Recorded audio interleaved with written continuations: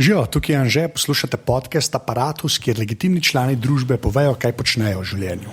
Tole pa je 85. epizoda Aparatusa, o kateri sem govoril z Joeom Steelom. Ja, dejansko mu je Joe Steel ime. Dela en full fine podcast, Defocused, sicer pa je njegov ta prav job kot graphic artist, ki na filmih dela, se pravi bedena računalniške scene v filmih in tudi ta pravih filmih v Hollywoodu in vse. Ne. Je pa full fine model, so se na Twitterju spoznala, sem rekel, da ga moram imeti v podcastu. Tako da naprej začnemo, pa še enkrat full hvala vsem, ki ste že podprli mrežo Aparatus. Če tega še niste naredili, to lahko naredite, tako da greste na aparatus.si/podpri. Pa full hvala vsem, ki ste kupili majico ali pa hudija, sploh pa unim, ki ste pol še sliko poslali, tako da če tega niste naredili, mi pošljite sliko na anže@aparatus.si ali pa mi jo tweetente na anže.t, da bomo naredili en album vsega folka, ki je nabavil majice. Res fajn fotke pošiljali, tako da full hvala. Drugač pa ja, evo, zdaj pa Joe.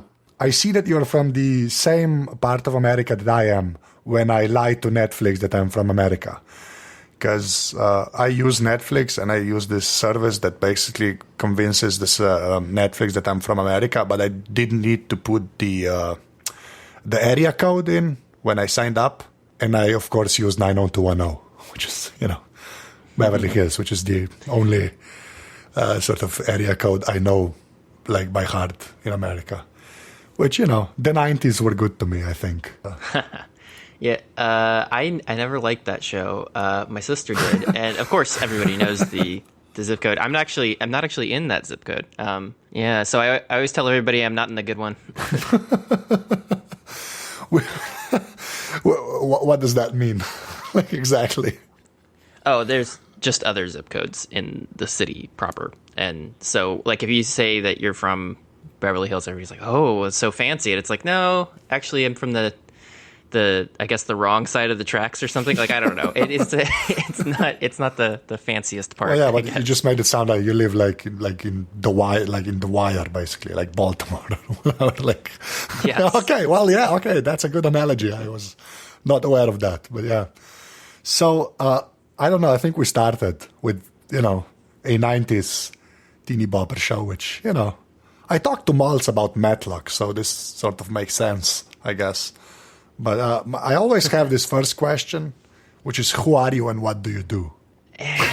I'm Joseph Rosensteel. I also known as Joe Steel on some things, and I do things that people wouldn't know me for, but which would be visual effects for film. And then the things that people might know of me for, if they're listening to this, would be for internet things of like the terrible podcast screenplays, or for the podcast Defocused, or just constantly bothering other podcasters.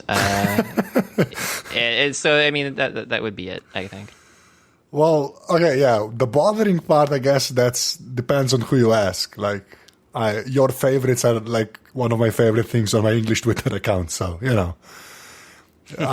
I wouldn't call that bothering people, I guess. Yeah, well, I don't think the favorites bother anybody. But well, at least I hope not. I mean, I still wonder if someone has followed me and then they're just constantly confused by the new Twitter feature where they're like scrolling up to the top and they see like a favorite, Joe Steel favorited this random thing that won't make any sense to you. Because I'm not as selective probably as Twitter would like me to be. Well, yeah, you basically favorite everything, right? Nearly. Yeah, well, pretty close, I guess. So okay, yeah, okay. enough. So before we get to your show, which I like, and the screenplays and stuff, I do want to talk about your work, because like I saw that, I don't know what do you call that portfolio thing you have on your site. What it's basically? Yeah, it's called a demo reel. But it's basically. It's not on a reel of anything because it's digital, but it's an old term. It's a bunch of clips of things I've worked on, mashed together one after the other, for a small portion of time. Usually it's between, a minute or 3 minutes. Shorter the better, and it's supposed to showcase what it is that you do, and you use it for applying to work at other places, so that they can quickly judge what it is about you that you do. Because you can't send them like, oh, I worked on this marketing campaign, or I have all of this experience with Excel or something like that. Would not demonstrate what it is that you do very well. So that's why they call it a demo reel. Okay, so when you say like special effects, what exactly do you do? Well, not to get nitpicky, special effects these days generally refers to like on-set explosions, pyrotechnics, and stuff like that. And visual effects is what they use for when they're talking about digital stuff. I'm not gonna, like I said, I'm not gonna nitpick, but I just want to say, just in case somebody is listening and nitpicking, which you know somebody is, right? Like this. Of course, someone's always nitpicking. It's the internet. But for visual effects, what I specifically work on is a part called lighting and compositing. They're two separate tasks, but sometimes they can be put together.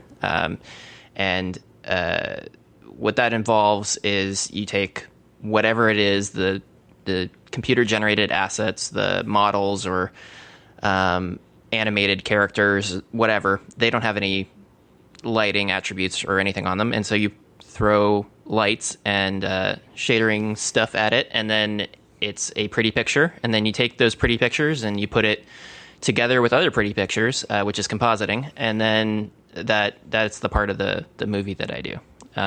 And that can either be... I've worked on mostly projects where I'm doing both, but sometimes I work on projects where I do one or the other. So sometimes I'm just doing lighting and handing it off to another compositor to put together, or I'm on only one other occasion, I was the sole compositor for receiving things that other people had put together, other lighters had put together. Okay, so just so people know, like, what are some of the movies you've worked on? Most recently it was Amazing Spider-Man 2. Then it was the first Amazing Spider-Man I've also worked on like Smurfs and Smurfs 2. I saw that, yeah. That was awesome. Yeah, which, depending on where you are in Europe, I think it's the Strumps instead of Smurfs. It's Smrkci in Slovenia. We have our own word, yeah. But I think we translated it from Smurfs, so yeah. Yeah, because I think it's Strumps in the original Belgium creators' view, and then it was called Smurfs for some reason. I don't know if that was when it came to America or what. I don't know the history. Anyway, so I worked on that, and then I've worked on things like Cloudy with a Chance of Meatballs 2, but not the first one, which a lot of people like better than the second one, and then like Watchmen and... Wait, what? You worked on Watchmen? Yes. Doing like the line... Okay, I understand what you were doing, but like which parts, I guess, is what I'm asking. Wait, you worked on Watchmen. What? I did not know that. Was that in the reel? Do you have a... Yeah. Seriously? It was one of the blue guys, not the one with the white hat. Okay, well, yeah. Yeah, but okay, honestly, like I watched that reel about like 2 weeks ago when I researched you. But like, okay, I remember the Smurfs, honestly. That's the thing that stood out. I must have blocked out the Watchmen. Jesus, that's so cool. Okay, sorry, yeah, just explain what you did on the Watchmen. It's awesome. Well, I can't get into any technical details about any of this because of NDA stuff, but I can tell you the things that I worked on, which you can see in the reel, which are, there's this scene where Dr. Manhattan blows up the mobsters in a montage of when he was a crime fighter, and I did the lighting for that, and another guy I was working with did the compositing, and then I did another one where he, this is kind of a spoiler. Let's just say somebody else might blow up at some other time in the movie. And I did the lighting and compositing for that shot. And then there were shots in the aftermath of destruction when Dr. Manhattan is standing around chit-chatting. And I did those. And some of the other things in there, he mainly stands around and talks a lot. Not a lot. That's true. Yeah. Yeah. Other than the two shots I have of him blowing up people, I think he's mainly just standing and talking. Okay, so how exactly does that work? Because you, like, the way you explained it is you just do certain shots, right? Just certain scenes you get to do. So how many people actually are involved with just the lighting and compositing of an entire movie, like say a Watchmen type movie, where there is actual camera work, it's not all CGI, right? So, but there's like more of you, like, what's the number? That's actually what I'm asking. I couldn't give you a specific number. I would say hundreds, but probably slightly over 100 for specifically lighting, I guess, on something like that. I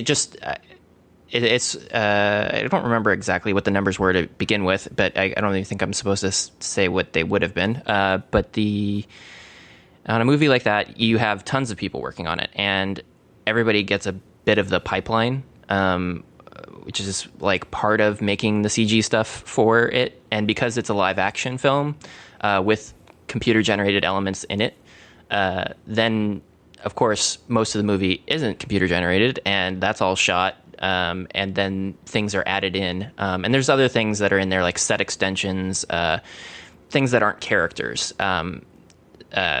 Green screens and stuff like that are also in there, where there isn't any actual computer generated stuff. It's just other images. Okay, I had no idea I did that many people, honestly. Like, is that, how time-consuming is stuff like that? Like, I imagine it is time-consuming. I just always figured it'd be a couple of people doing it, and then, like, the rendering would happen. But I guess I'm wrong, or... Oh, well, I mean, it depends on what it is, the scope of the project, when the project had happened. Because in the early days, I think I read somewhere on a movie like Starship Troopers, like, they would just set up something, hit render, and then leave for the day because it would take forever to actually render the stuff, and then they come back and see if it was good or not the next day, and then render again. But I don't know if that's apocryphal or not. It certainly never was like that when I was doing things. It can take a very long time to render some assets. Even today, a lot of people think like, well, the technology has come so far, like these big server, Xeon chip installation stuff, like all this stuff, like huge amounts of data processing are happening. So it must just automatically mean that it takes less time to do things, and that is not the case, because you can always find more ways to increase what you're doing and make it consume those extra resources. So, like on your computer, your operating system, like you don't need all the fancy bells and whistles that are going on it, but like they're there now, and that also bumps up your system requirements, so it couldn't run on something else. And it's like, well, if you think about what it is your computer's actually doing, like connecting to the internet, it's like, well, you could have done that in 1994. Yeah, and so with much lower system requirements. So of course, it's just you always add in more on the software. Like right now, there's a lot of emphasis on more physically based, realistic lighting. So that consumes a lot of render power, and that, depending on where you are, what software is being used will be different, but that basically amounts to like global illumination, like rays that are actually getting traced hitting surfaces, and calculating their effect on other surfaces, their influence, as opposed to the way they used to do things, where you would render things that have these shadow maps and stuff, and it's more like a fancy video game in that sense, because you're building all of these cheats to do things faster than. Oh, yeah, okay. Yeah, like what I was saying with the shadows and stuff like that. That was probably like the biggest example of something that's much better with a physically based solution, because if you've just got what a shadow map is like a render from your light of your character, and then that says, I'm going to block this area behind the character.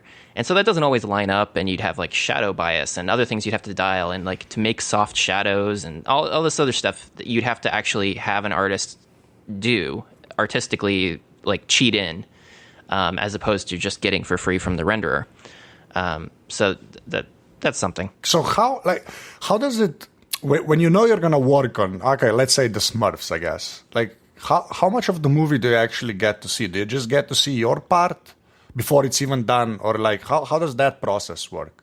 Like, how do you get assigned your shot, basically? Because, like, I imagine if it's that many people, right, like, the production must be crazy. Like, to organize all of that must be insane. So I'm just wondering what it looks like from your point of view. Do you just sit in a room and you get a hard drive with something on it, or how does that work? Like, again, to be very general about it, in the most general way possible, there's an art side of the process and there is a production side of the process, and the two go hand in hand. The artists are doing all of the work to make the stuff that goes in the film, but production manages what the artists are doing, and sets goals, tracks progress on things, and communicates with supervisors and producers about where things are, what milestones have been hit, what weekly quota might be hit for shots or something like that.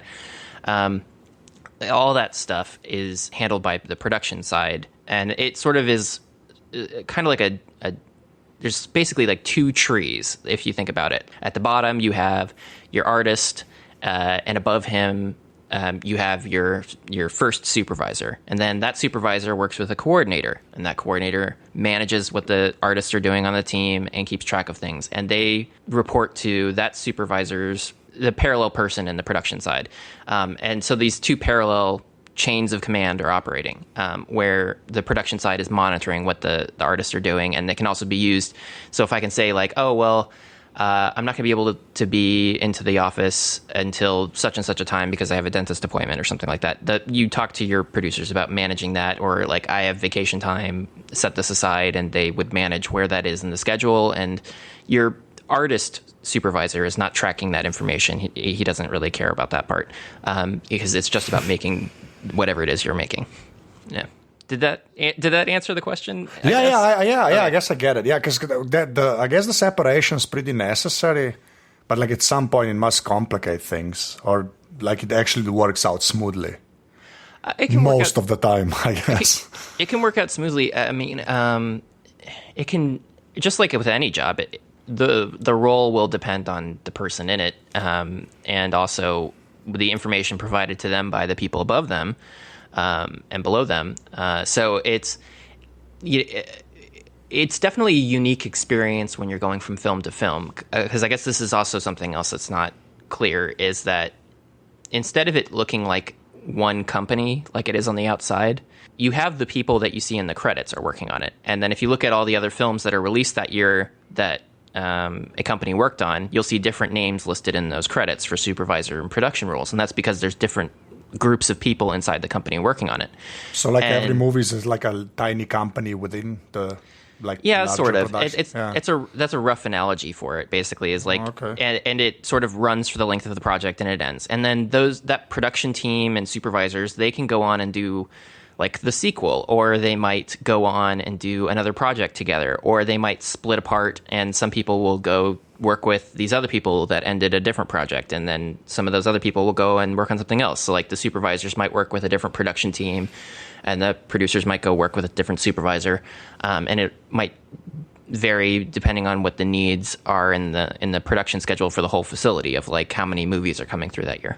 Yeah, so you worked for Sony, right? For Sony Pictures, if that's... Or... Yeah, it's a division... it's confusing to explain, but it's not. I don't directly report to the same Sony that you get a PlayStation from. There's a chain of command there as well, where it's underneath Sony. Sony Pictures ImageWorks was the visual effects company I was working for from 2005 until this past year, and they were based in Culver City, California, and they report to Sony Pictures, which is based in Culver City, California, and they report to Sony Corporate. And Sony Pictures actually handles the movie making part, where they make, Spider-Man, RoboCop, etc. They make anything with the Columbia Pictures name on it. But not all of the effects will necessarily go to or be done by Sony Pictures ImageWorks, the subdivision of Sony Pictures. Sometimes that'll go to another company or facility. Why? Like, what? I don't get that. Like, that's their subdivision. I don't... Yeah, well, I can't... let's see. How can I say this? With movie making, for visual effects, what happens is you have whatever the movie is, let's, say that there's going to be a movie based on Relay FM or something. And so that movie is going to be handled by a production team. And those producers will work with whatever studio they're working with, like Paramount or Sony or Disney or what have you. Magnolia Pictures, maybe, a smaller one. And they'll work with a place like that, and then they shop around the effects work to other effects houses. They say, hey, give me a bid for doing these shots on this movie. And Jesus, that's like, yeah, okay. That's, okay, sorry, go on. That's just, that makes no sense, but go on. Yeah, it's not a perfect system because there's a lot of ways in which it kind of breaks. Because you're basically saying, we have X number of shots, tell us how much it's going to cost. And then when it goes to the lowest bidder, basically. Well, they will consider whether or not they think that a facility can actually accomplish it to a degree. Oh, well, yeah, okay. Yeah, I mean, but it's, sometimes a facility might be ruled out because, they didn't work well for us on a previous project or something like that. Like they weren't able, and that mostly has to do with whether or not they met the bid that they had put in. Sometimes with artistic stuff, but mostly with bidding. Most of this is about money. That's such an American thing. Like you have your own, that's such an, seriously, that's just so American. Like even the stuff you're supposed to do yourself, like you're just gonna contract it out to the, and then have 6 companies fight for the business. That's just, okay, yeah. I don't know. I shouldn't be surprised by it. I sort of am, but yeah. It's expensive to have a visual effects company which is why almost none of the studios have their own visual effects company. Some have started them and closed them over the years. And usually they'll start it, they'll do a few things, and then they'll say, oh, this costs a lot of money, let's just close it. Because they are expensive to run, especially if you need to start one from the ground up. Because you need to hire on talent and you need to hire on production talent, so producers that can actually manage people and produce things, and supervisors that can actually supervise the creation of the art that you want that will make your director happy.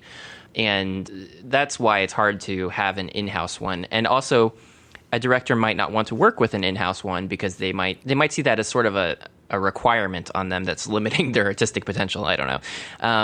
Okay, but it is 99% money stuff. That's why it happens. Is like, because that way they can make someone else take on the cost of running that facility. Especially since when you think about it, the post-production on a movie is going to go maybe 6 months to a year, maybe a year and a half, but that's very unusual these days. Usually production schedules are getting much shorter.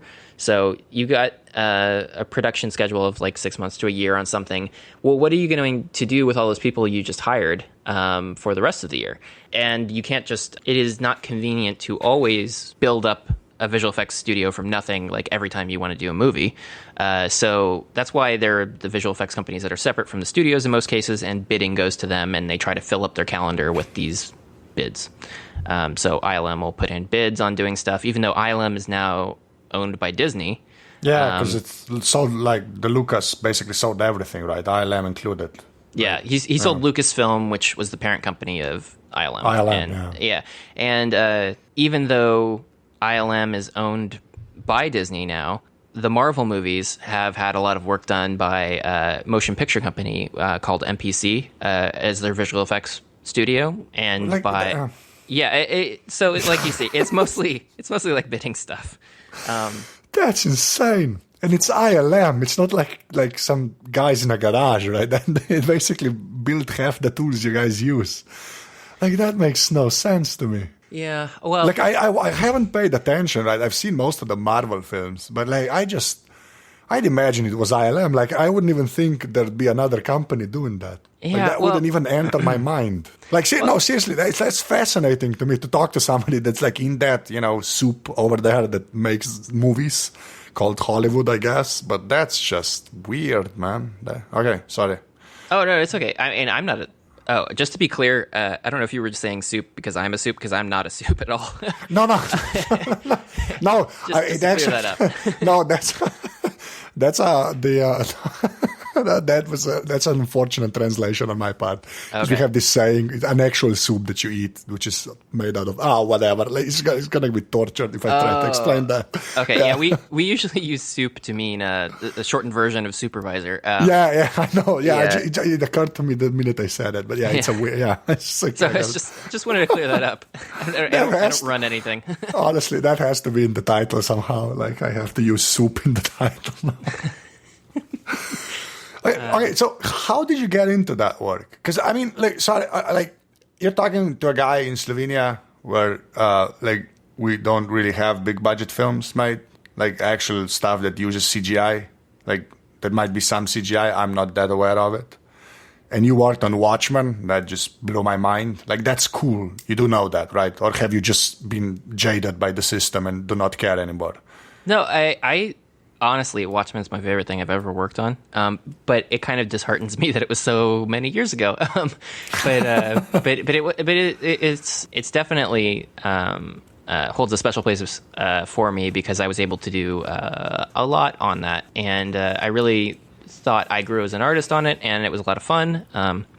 It was a lot of effort, and it was very challenging, but it really, I think, paid off in the end. Not a lot of people have seen or liked it, so it's not always a crowd pleaser when they ask what my favorite thing is, and I'm like, it's Watchmen, because most of the people would be more familiar with the Smurfs.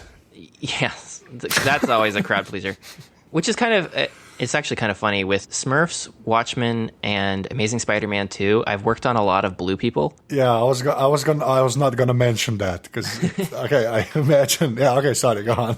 No, it's always amusing to me because it's just a lot of blue people. But with stuff that gets made in other countries, it definitely is a situation where they have much lower budgets because most of the time Hollywood makes things with these huge budgets and then they try to sell them around the world, and so that takes up space in most of the movie theaters, and then everybody will go see the American movie that's the summer blockbuster, which doesn't really promote growth of a country's own internal film blockbuster market, I guess, if you think about it that way. Oh yeah, okay, I see what you mean. Yeah, like it's a small market for Slovenia to begin with, but then it's also coupled by the fact that most of the spots in the movie theater, most of the times that they would be playing something, it's going to be taken up by something from America anyways.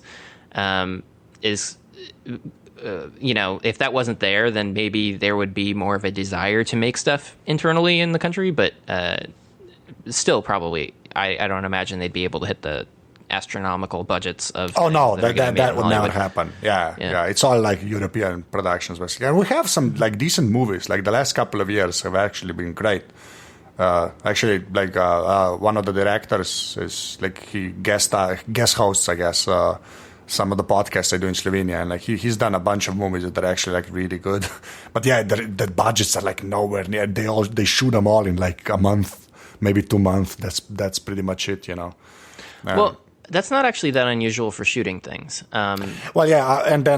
Post basically takes probably the same amount of time, but over here it's maybe like 7 people work on it, and like from what you've said, it's many more. Yeah. So can I just ask you something? Like the whole blockbuster thing and stuff, and since you like work on those kinds of movies, like how do you see that as a compared to the indie movies? And I'm not talking about the way indie movies are talked about now in America, where it just became this thing that's not really like an independent movies anymore.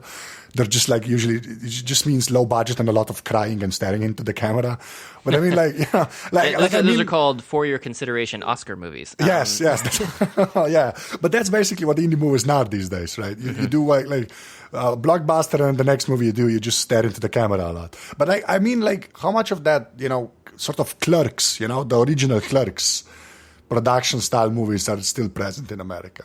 Because I don't know. I mean, like I thought the internet would sort of show me more of those, but like I haven't seen that, and maybe that's partly my fault because I haven't been looking. But like, do you guys still have stuff like that happening over there, or it's basically just indie stuff and the Hollywood stuff? Well, in the specific example of Clerks, it was a movie that was self-financed and produced and made by Kevin Smith, and then it was picked up by and distributed. Miramax. Right. And so the distribution part's the tricky part, because it's one thing to say, like, on the internet, like, oh, well, anybody can make anything. And that's true. Like, if I had the capital funding for a movie, I could go make a movie and then I could put it on the internet. But the problem with just putting things on the internet is you have to take into account getting people to see it.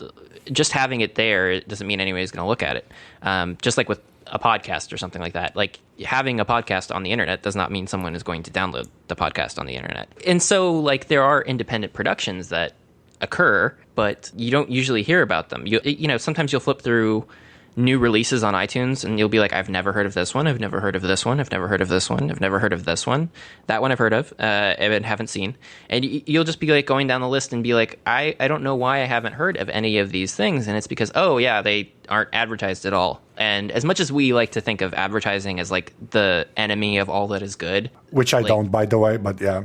But I mean, it's a common trope on the internet, like, oh, ads are the worst. And it's like, well, you don't understand that bad advertising is the worst, but good advertising actually accomplishes quite a bit. Because if you don't see a movie is coming out, then you're not going to go see the movie. If you don't see a movie is available online, then you're not going to go see the movie online. And a lot of people would say, oh, well, you know, word of mouth will guarantee that I see it. And it's like, well, word of mouth is really good, and it'll guarantee that you see lots of things. But those people still had to have seen it in order for you to see it. So if you increase the number of people that see the thing, then the word of mouth will also increase. It's not as clear-cut as some people would like to believe. Like, you can't just make the thing, put it on the internet, and then because it's good, people will come to it. Yeah, I think that like there's every video on YouTube that has 12 views is a testament to that, basically. Because I think there was this period where people just thought, hey, I'm going to put some stuff on YouTube and like everybody's going to watch. And then when those views don't rack up, yeah, that's basically it. Yeah, also YouTube is an interesting situation because it has consumed almost all of the internet TV watching, I guess you could say, or the role that would be, I guess, because it's either Netflix or you're watching something on iTunes or you're watching something on Amazon streaming or you're watching something for free. On a service like Hulu or YouTube. And as crazy fragmented as all that is with YouTube, that's the one where it's the lowest barrier to entry, which also means it's the one with the most crap to wade through. And I mean that, like, respectfully, there's just a lot of stuff on there that is not relevant to what it is that you're looking for entertainment. Not because they didn't put their heart and soul into something, but also it's going to be there next to someone who just shot a video of their dog doing something. Like there's on their iPhone or something vertically. Like, and I'm not saying there needs to be like some dictatorship like filtering what gets to go on YouTube or something like that, or what gets to be promoted on YouTube. But there's definitely a needle in the haystack problem if you're going to make your movie and release it on YouTube for consumption. That, you know, how are people going to be able to pick that out from amongst all of the other things that are, you know, just like home movies, basically. They're not even narrative storytelling, but the 5 minutes that someone pulled a funny prank on their friend, or someone's crazy diatribe that they have on the internet. Like all that stuff is mixed in together, and so it's very difficult to find anything artistic. And Vimeo used to be the place where you'd find artsier stuff, and they still promote artsier things, but it's not a place where people seem to be earning money doing that. So it doesn't I don't know how long that's going to keep going, because it's not like you're going to see first run movies on Vimeo. Yeah, almost every internet video worthwhile is on there first, I think. Yeah, certainly. Like most of them, yeah. I would say the artsier stuff is on there, but it's usually like student short films and things like that, which are good, which are fine. It needs somewhere to be, but then you start adding up all of the number of student short films out there, and it's like, well, if you just go to the website, you're probably just going to look at whatever they have currently promoted. You're not going to be looking at something from a year ago that might be better than whatever it is you're looking at now, or might be more relevant to your personal interests, because you'll have no idea that it's there. Because it's just like walking into a movie store, and it's just like you have every movie in front of you. Remember movie stores? I don't know. Did you have where that was the movie rental business big in Yes, in Slovenia? huge. Okay. Even in Yugoslavia, people used to sort of smuggle VHS tapes and stuff. I was that wasn't part of my childhood, but you listen to my parents talking. Yeah, it's like, I just got a VHS tape of, I don't know, the first Tim Burton Batman and stuff like that. Just weird stuff. Yeah. But yeah. They're almost all gone now. Yeah. But same here. So without someone sort of promoting things, without a distributor to promote things, which is usually the role of a distributor, then it's hard to pick out things that are going to be worth your time to watch. And you might watch something that you like well enough, but it might not be the best thing ever that you've ever seen. And even if you keep watching stuff, you might not ever find the best thing ever that you'll never see. And on the opposite side of that, as the person making the thing, if you made it and then it never got anyone watching it, and then it's just sitting there online and it gets one view a month, I'm not sure if it's going to be as creatively fulfilling for you as the person who made that to keep on making other things. That's putting it mildly. Okay. Yeah, especially if you are someone who is trying to set up a situation where you are generating income off of whatever it is that you've made on the internet in order to make future income in order to put that income back into the business, in order to reinvest that back into making more stuff. If that is your goal, then it is very hard to get that off the ground if no one watches the first thing. And so that's a pretty big problem. That's even a problem for Hollywood. You see these big budget franchise movies that come out, these huge, gigantic, opulent, crazy, expensive things with explosions and everything. It's all happening. And they're planning on setting up a whole series of these things. If that first one doesn't get off the ground, then they're not going to keep making the rest of that. Like series. Jumper and John Carter, basically, right? Yeah. What a failure. Yeah, and it's an awful movie. That really, I actually watched it because it was on TV here about 2 months ago, and I heard it was a terrible movie, and then I watched it, and it's it's a terrible movie. I don't know how. Yeah, there are very few redeeming qualities in that one. But opulent is the word, right? Like that is the word you use to describe that. It just has everything thrown at it, and then it just doesn't sort of pan out, I guess. Yeah, and even with all of that distribution and everything, if people still don't go watch it after spending all that money, then they're not going to put more money into the next one. It's just common business sense. I mean, even on a smaller scale, if you put any money into distributing your thing and you make your thing and you want to make a series of it, if you're going to make a new web series or you're going to make a new podcast series, if you can't generate that sustainable income off of it, then you're not going to keep making the thing. It's pretty simple to understand.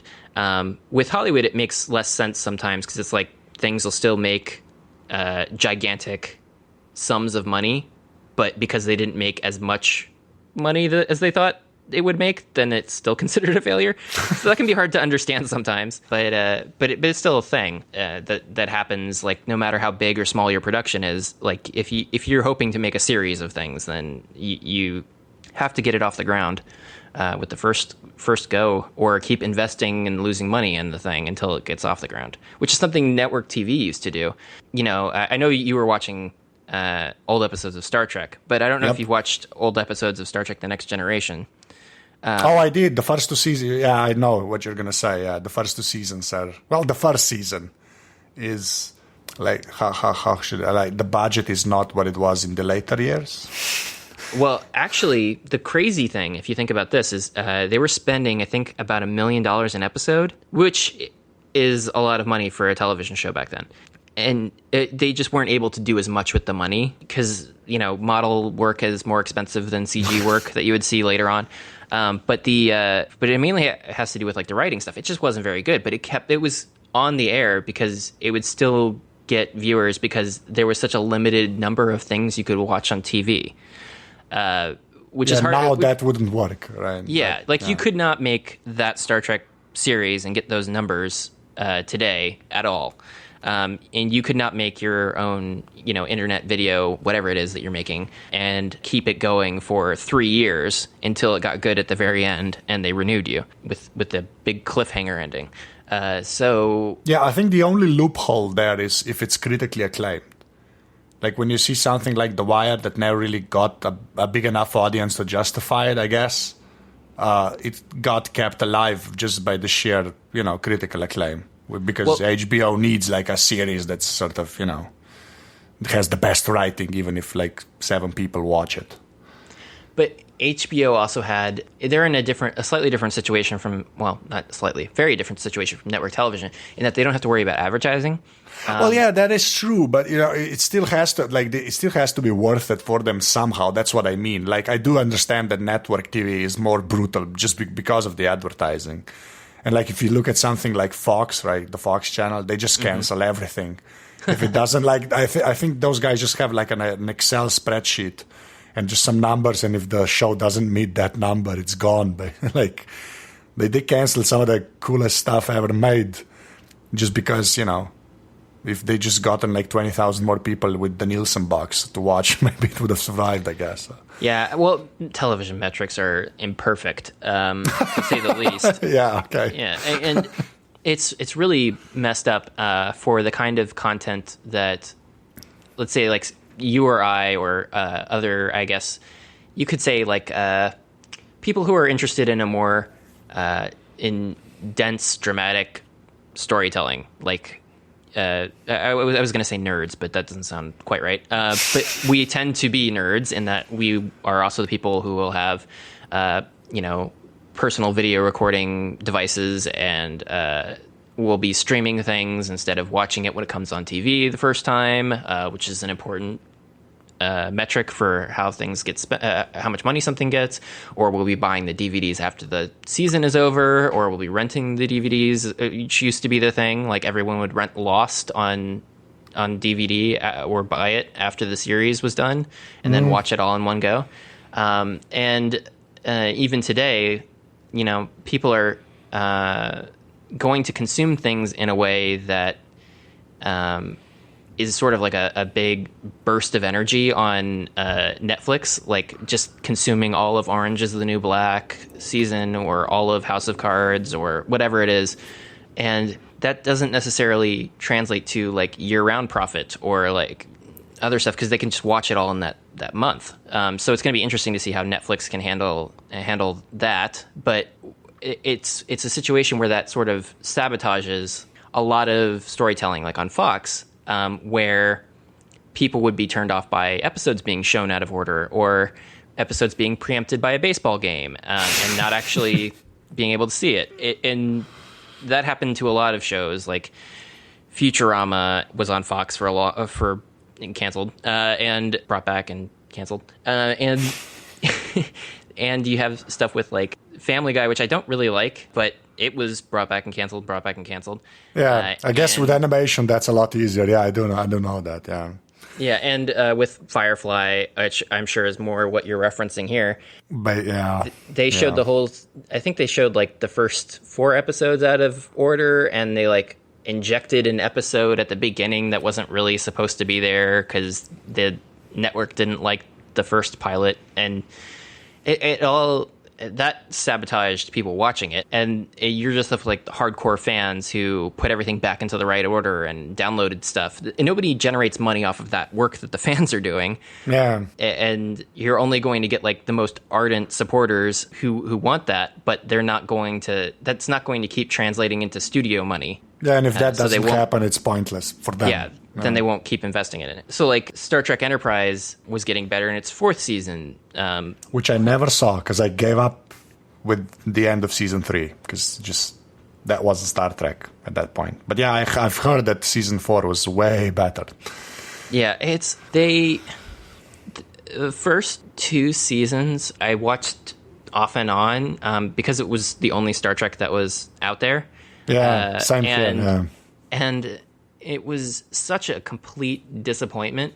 From the title sequence on, man. From the title sequence on, yeah. Oh god, the first time I saw the opening for that show, I was like, oh god, they this is just going to be through this first thing. Like they're not going to keep doing this. There's no way they're going to keep doing this. And then sure enough, they kept doing it for 2 years. And then they changed the opening title sequence for the 3rd season. And I was like, oh God, finally they changed it.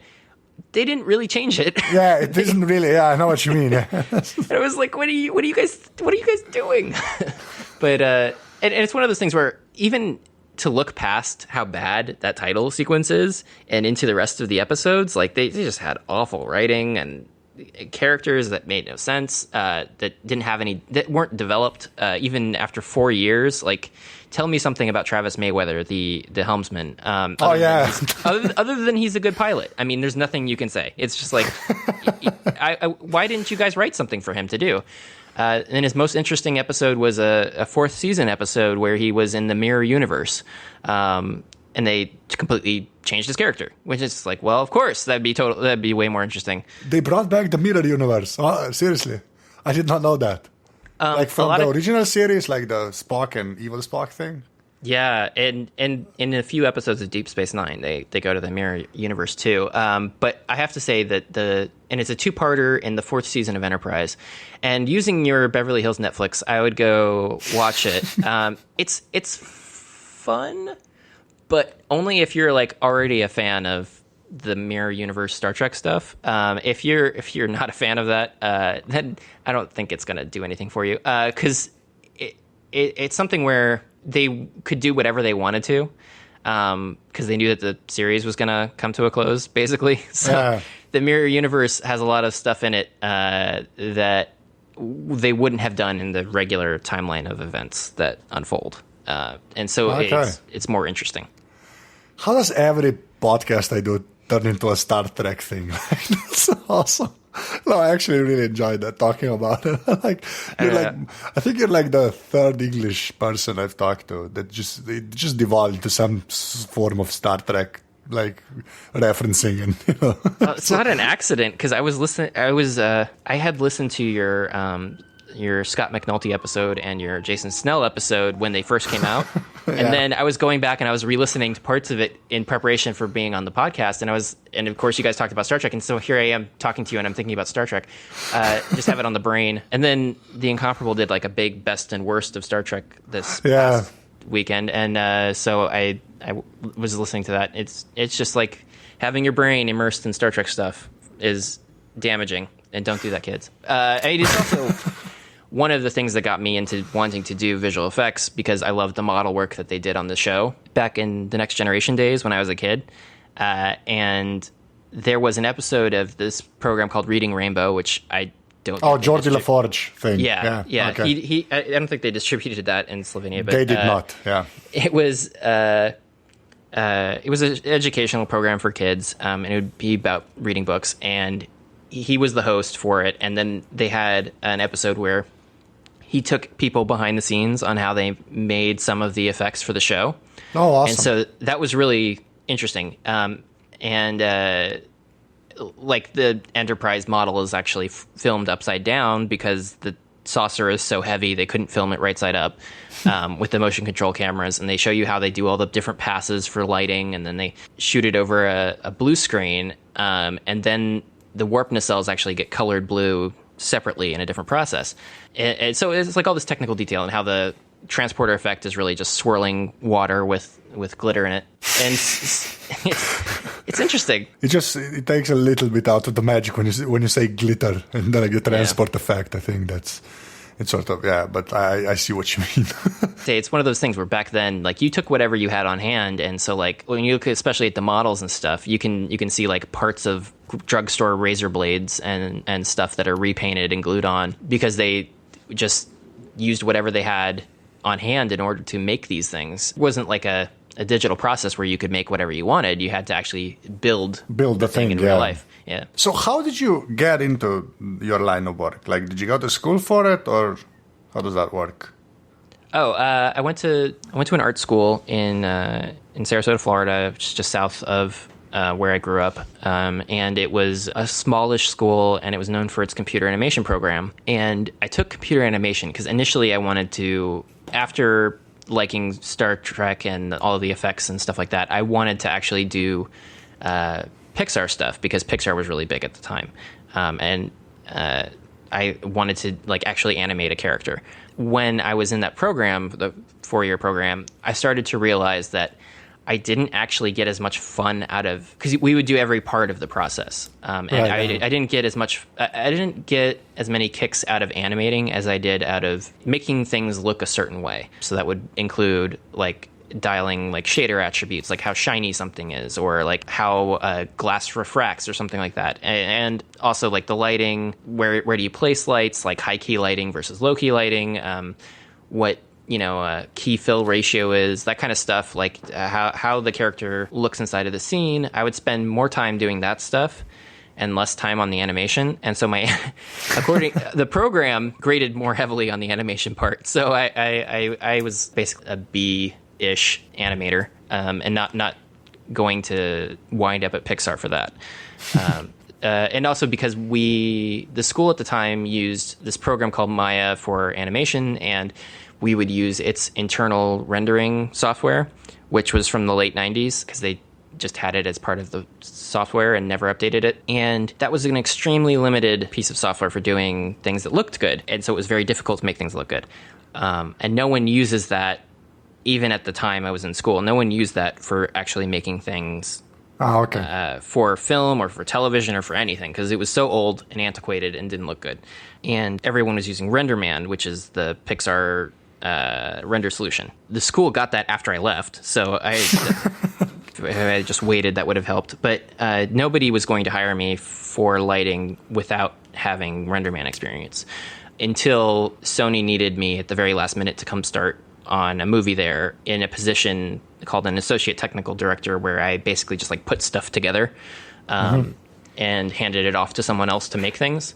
And then I worked my way up from that point after school. So your first job was at Sony after school, I guess? Or yeah, it was at Sony, and it was on The Lion, the Witch, and the Wardrobe, doing that sort of assistant level work. I do have a few shots in the movie from when Malgrim the wolf, voiced for some reason by a completely inappropriate voice actor, gets run through with a sword. I worked on some of those shots, and it was very fulfilling at the time to have something that was in a movie that I could say I did. And so I was on cloud nine, and the movie might not have lived up to my hopes and dreams, but it was still good to work on that. Do you still have that feeling? Like, do you still have, when you work on something, forget what the project actually turns out like, but do you still have that, the movie business feeling?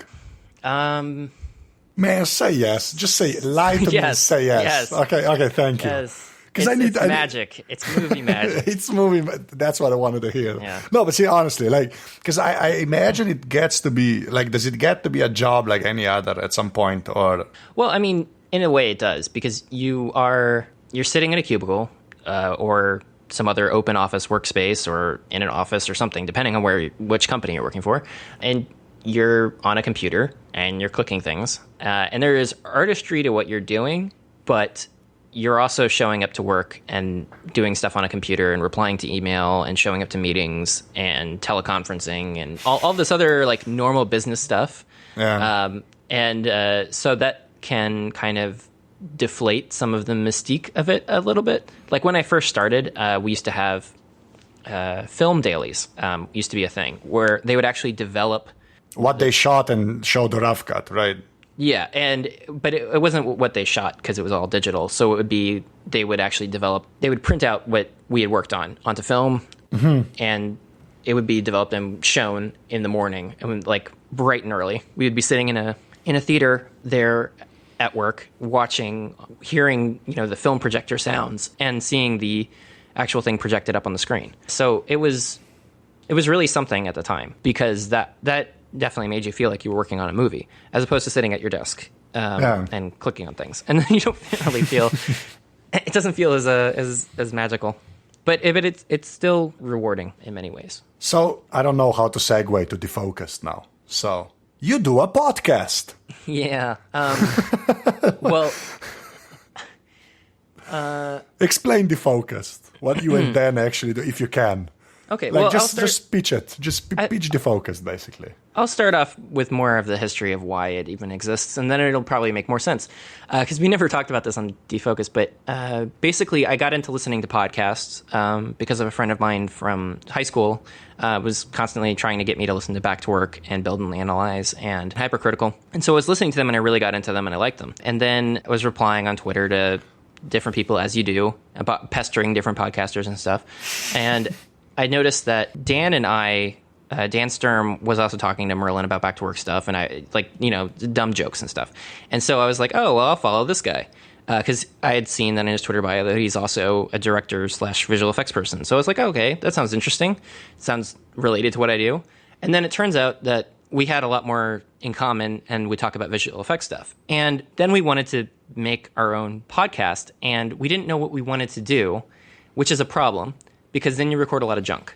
And then we recorded a lot of junk that didn't make any sense before we realized, we're both basically somewhat related to films things. Like, we're both basically the same age, like, ish, and grew up with sort of the same reference materials for things, even though we have wildly different opinions on lots of different stuff. Which I've noticed, yeah. We like to take apart films sort of the same way. Like, he's more concerned with how something was shot and what lens was used than I am, but we'll take it apart and, talk about it. And we found that was a good way to have a conversation where there was a point to what it was that we were talking about.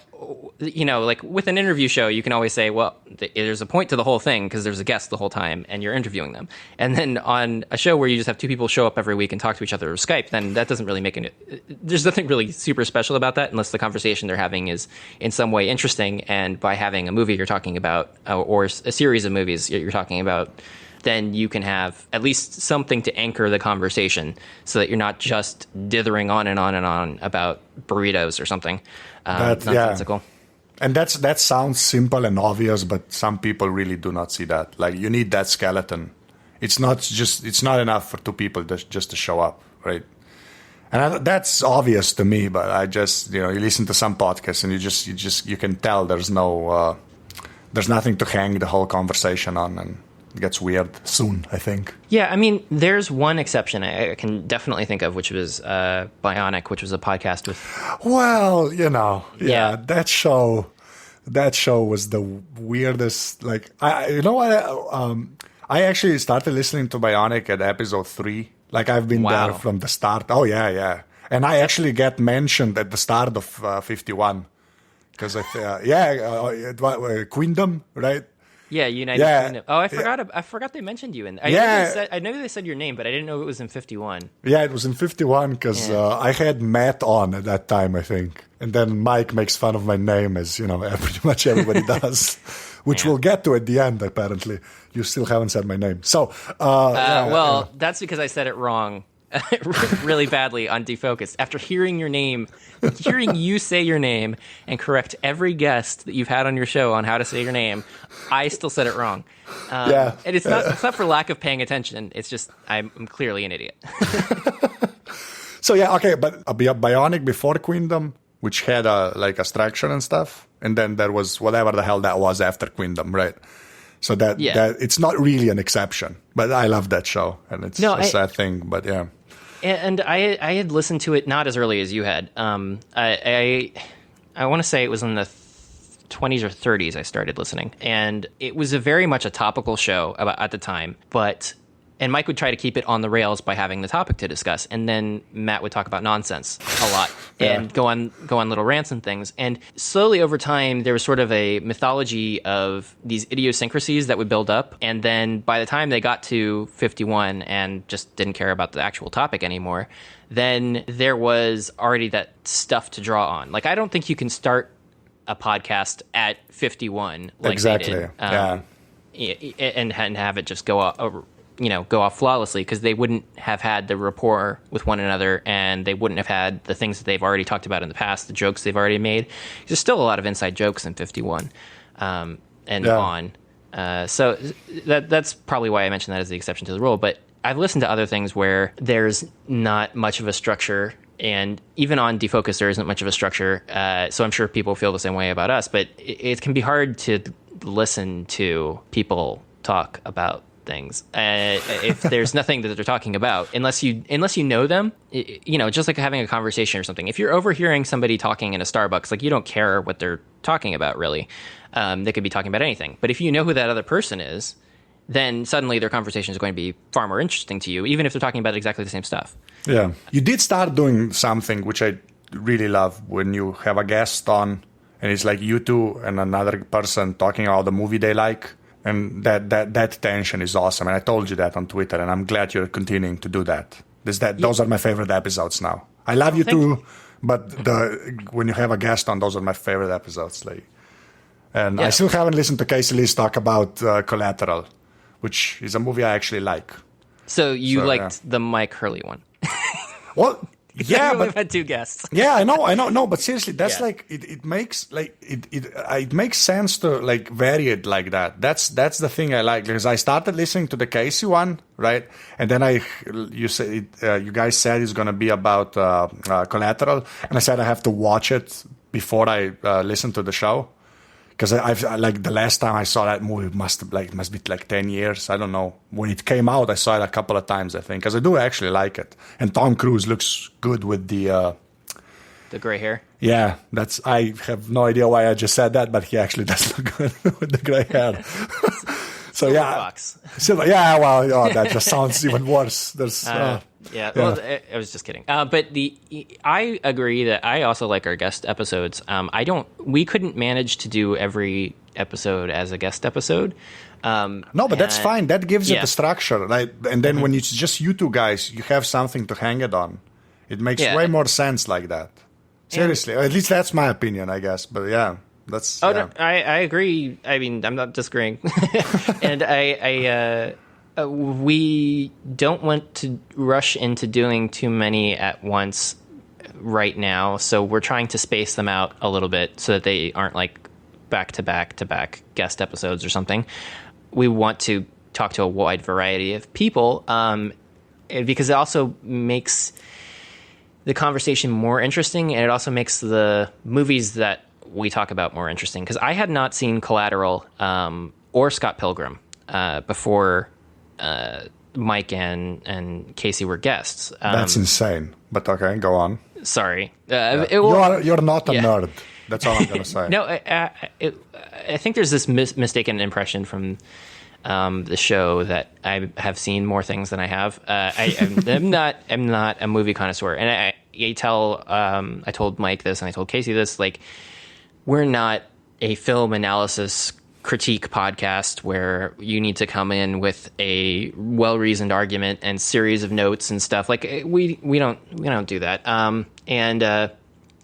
But we do try to make it a requirement that whatever it is that we discuss with a guest is something that they like, because I don't want to have someone on just to be negative the entire time, because I think that would do a disservice to them, a kind of a waste of their time to just be on there and talk about something that we don't all like together, because then that would not be great. And to be perfectly clear, I did like Collateral and I did like Scott Pilgrim vs. the World, and I wasn't making that up in order to appease a guest or something. Like, we wouldn't have done it. Okay. Yeah. All right. Like, to be perfectly honest, with Casey List, I don't like Firefly, and I know you like Firefly. Just don't. Oh, okay. Yeah, but so when I asked Casey if he wanted to do it, I was very clear to him, like, I don't want to talk about Firefly on the show because I don't want to. I just don't want to like be there tearing into it, tearing into something that he likes. It just would be awful. I'm really not that mean. Firefly, so okay, well, we're not going to go into that. We're going to go to the portion where I ask you about your hardware and your software, which is my thing that I hang the whole conversation on, basically. So yeah, your hardware, Joe. Okay. I have a MacBook Pro that is a 15-inch model because I happen to prefer that size of MacBook. It is not the Retina because it is way too old for that. It's the 2.2 i7 that I think came out in 2011 or 2012. It's not not new by any stretch of the imagination. It does just fine for most things because I'm not actually doing work at home for the most of the time. I am helping a former supervisor with a side project right now. Mm-hmm. But that's really the only time I've ever done anything at home on this machine. Most of the time you're going to work and they're providing machines for you. And I record with just a regular old Blue Yeti. No fancy... Same here. Yeah, but I don't have the fancy boom stand and everything. Okay. And so I have to go through setting up a complicated series of situated, angled things in order to try to not pick up as much background noise as I could possibly pick up. Because my apartment is apparently made of like paper mache or something. Because you can hear like every street noise in the world from here. And I should be more serious about this if I plan on doing this more and get like a Rode podcaster. Or no, don't get that mic, man. Just do not get that mic. Yeah, I heard Jason Snell say he didn't like it either, and he prefers the Shure, whatever it is, over the Yeti. Or over the Rode podcaster. Yeah, one of my co-hosts has it, and it's just Jesus. The Yeti's so much better. I like the Yeti's sound when all of the conditions are perfect. That is true. Yeah, yeah. It's. I just would want something that can be better when the conditions are imperfect. Yeah, I don't think you're gonna get that with the podcaster, but to each his own and stuff. Any phones and tablets, Joe? Oh, my wonderful iPhone 4, which we talked about with Mike Hurley when he was a guest, and he was absolutely baffled why I have it. And I have a iPad 3, and that is the extent of my old technology that I lug around with me and insult the universe with by not having the latest. Okay, so I'm going to ask you about I'm not going to ask you about the iPhone apps because that's ridiculous because you have an iPhone 4. So the iPad stuff, like the stuff you use most on the iPad software-wise. I actually don't use my iPad very much, and even then, I can go like a week without picking it up, or 2 weeks, and sometimes I'll pick it up and the battery's dead and I'll plug it back in. Most of my time is actually spent on my phone, and most of it's with Tweetbot.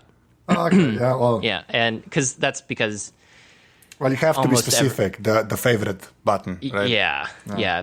Mostly just pounding that favorite button. And then also I need to have the official Twitter app on my phone and on my iPad because I need a way to see if something was favorited, because that's also technically part of a conversation that you're having with somebody. That might not seem totally obvious, but basically if you say something to somebody and they favorite it, that's their answer to your tweet. Like that's I do perceive it that way. Yes, I do the same thing. Yeah. Yeah, and or that is the end of a conversation. Like this is the end of the conversation phase. It is a specific way to terminate a conversation. And so if I don't know that has happened, then I might just keep rambling on, or I might reply back in a way that hedges whether or not they thought a tweet joke I sent them was funny or offensive. Like the having an idea of if something was favorited gives you clarity that you don't otherwise have. But I absolutely hate the official Twitter app. It is awful. It's I have Android and it's crappy over here too. So okay, my last question, which is always the same: if you had to pick one physical thing that is not your grandmother or a person, that sounded weird, but that's how I say it. What would that be? You might still have it, you might not have it anymore, but like something that you felt like it was made for you.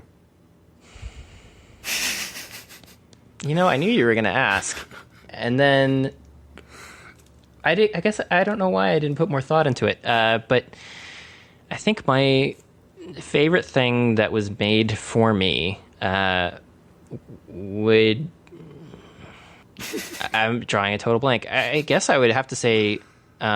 my MacBook, but that is sort of like not my specific MacBook I have in front of me, but just the ability to have a Mac in front of me is my favorite thing. Like, okay, I don't basically a portable computer. That's what you're saying. Well, a portable not just Mac. Any portable computer, but a portable computer with a Mac operating system. I had a MacBook before this one in 2007. It was my switch back from using Windows, and without it, I would be fiddling around with all kinds of system updates and all kinds of bullshit crap. the S crap. Cut out the other thing I said. And I don't want to mess with that stuff, and so it just frees me up. And as cheesy as that sounds, like not having to worry about like a bunch of silly things, it makes me happy. And if that were to ever change in a dramatic way, then this would probably be my least favorite thing in my life. But it's what I use for the podcast. It's what I use for writing. It's my creative outlet. So that's why I like editing photos, editing video stuff. It's fun. Okay, that's a legit answer. And it has Twitter. Well, yeah, and the favorite button, which, important. Joe, that's pretty much it. Thank you very much for doing this. Oh, thank you, Andrzej. From what? Well, close enough. Close enough. Right. You see, y'all put like a J at the end. It's like Angers, right? But it's Angers.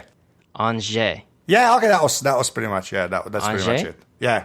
It's not, okay, so it's more of like, it's not the A sound on the end, like the Angers. It's the Angers. No, see, you say A at the end. You're not. Okay. You're supposed to cut it off at the E, so it's Angers. Angers. Okay. Perfect. Tole je bila 85. epizoda Aparatusa. Joe najdete na Twitterju pod @Joe_Steel, jaz sem na Twitterju @AnZT. Če imate šanso, lahko podprete celo mrežo Aparatus. Ful hvala vsem, ki ste to že naredili, če pa to boste šele naredili, greste pa lahko na aparatus.si/podpri. Pa še enkrat pošljite majice, če ste jo obalili, ker so res fajn slike prihajajo, tako da en kolaž enkrat naredimo. To je do naslednjič to. Ful hvala, ki ste poslušali. Čau.